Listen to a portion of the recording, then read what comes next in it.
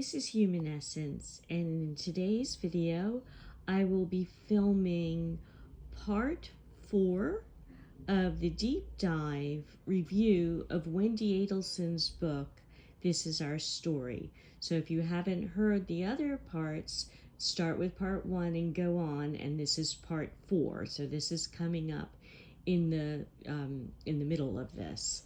So this is a deep dive. So there's a lot of details in here.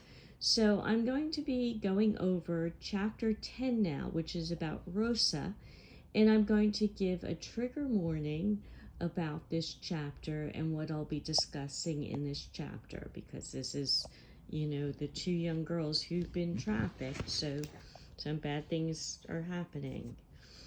So in chapter 10, we see the girls, Rosa and Anna, get picked up from the airport in Miami, and instead of the fancy car that they would have expected Senora Cuenca to come in, it's an old car with the paint peeled off.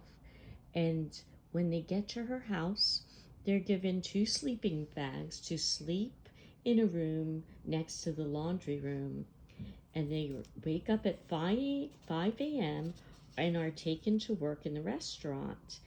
And they don't get anything to eat until about 3 p.m. when they're given some toast. And what they're doing there is cutting meat and vegetables. They're told later on, when they learn English, maybe they can serve the customers. So Senora Cuenca has a 17-year-old son, Martin, and he's tasked with driving the girls, and he drives very recklessly in the car with the paint peeling off of it, and he's cursing at the other drivers. And when Rosa eventually asks, after a few days, Senora Cuenca, when they're going to school, Senora Cuenca says that she has some nerve asking this when she's been so much on the girls, and that America is so expensive. So the only respite from work for the girls is on Sunday morning, when they can go to Mass, and it is in Spanish. One day, Martin, who's pretty much ignored these girls who he's driving, asks Anna, who's 14, if she has a boyfriend. One night, Rosa sees Anna and Martin, and Anna's in Martin's bed, and she's whimpering as if she's in pain.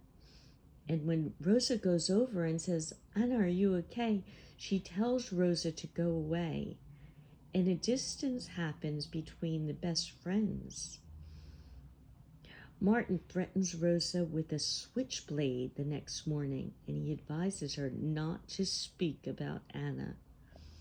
Rosa knows they're supposed to save themselves for marriage, and she's surprised. And she sees Martin come and drag Anna from the room by the arm each night. And the girls no longer talk, and sometimes Anna comes back doubled over in pain. A few months later, Anna's becoming nauseous and throwing up in the mornings. She asks Senora Cuenca when they're getting paid, and Senora Cuenca slaps Anna across the face and tells her that the girls must pay off the debt that she incurred bringing them to the United States, and she's got to pay money for them every single day. One night, Rosa sees Anna, and she finally understands that Anna is pregnant. Martin takes Rosa to his room one night, and she hears a scream. In the morning, she finds Anna cold beside her.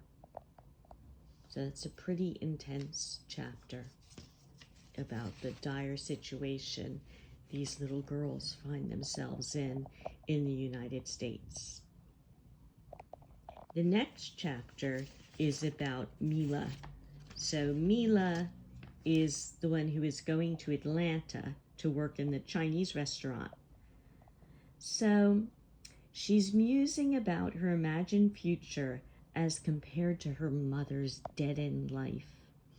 And she finds herself in a room above the restaurant, sharing it with 5 people. None of them speak her language. Most of them speak Spanish. There's one woman from Ukraine, but she doesn't speak English or Slovakian. So 25 people live above the restaurant, and there are 2 bathrooms. And the person who's in charge is Chico. And he just says, when she asks how much is the room, he said he'll just add it to the expenses she already owes him for the travel that he's paid for her to get there. She said the work is hard and it's behind the scene. And Mila's used to working with her mother, and she's used to going out in front and, flirting and helping all those tourists. But here she doesn't really see the people because she's working in the back. She actually, before she left Slovakia, she ended up telling her mother that she was going to Atlanta and that she was working towards becoming an actress and that she wasn't actually becoming an au pair. And her mother burst into tears and said she'd done so much for Mila, and Mila couldn't just dream and rely upon her looks. And Mila did some acting and told her not to worry and she'd be able to take her there, and that she had to move on with her life. So the next chapter is about Lily, and this is chapter 12. So Lily learns that her funding, you can remember that Lily was working in immigration and asylum and had an office with a bunch of people coming in asking for different things. She found that her funding is going to be cut, and she's wondering if she should maybe do the work for free. And she's joking, she's thinking that her mother already thinks that she works for free because her salary is so low. So Josh encourages Lily, and he knows that she's given up so much for him, and he encouraged her to find a way to raise the money to cover the funding. And at one point he said if she can't find it, just, if it makes her happy to work for free. And she doesn't know why it makes her angry when he suggests that she work for free, even though she was considering it. So she muses that Josh never gets mean, but she finds that she gets more and more moody. And he voices that he really fears that if she's not happy, and if she's unhappy in the town, which is now we know is called Hiawassee Springs, he fears that she'll become unhappy with him. And she's thinking, well, she can't really promise not to be unhappy. She could have that goal, but she can't promise it.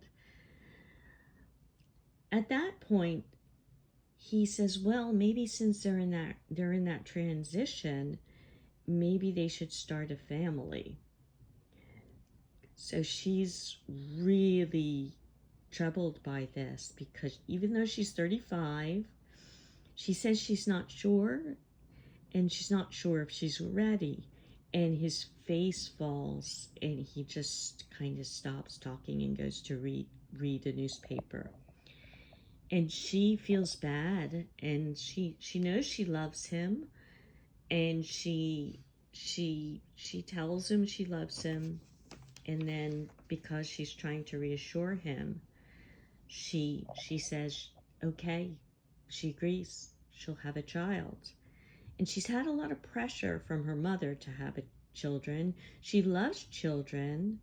She loves her nieces and nephews, but she just has a feeling that she's not done pursuing what's now her budding new identity. She's become a human rights lawyer. She's become a public interest lawyer. And she knows that she can only do this because of what's happened, because of Josh, because she fell in love, because she moved to this place and she had to find something to do. But she feels like it's not the time, that she just can't quit doing this now. She wants to keep doing this work.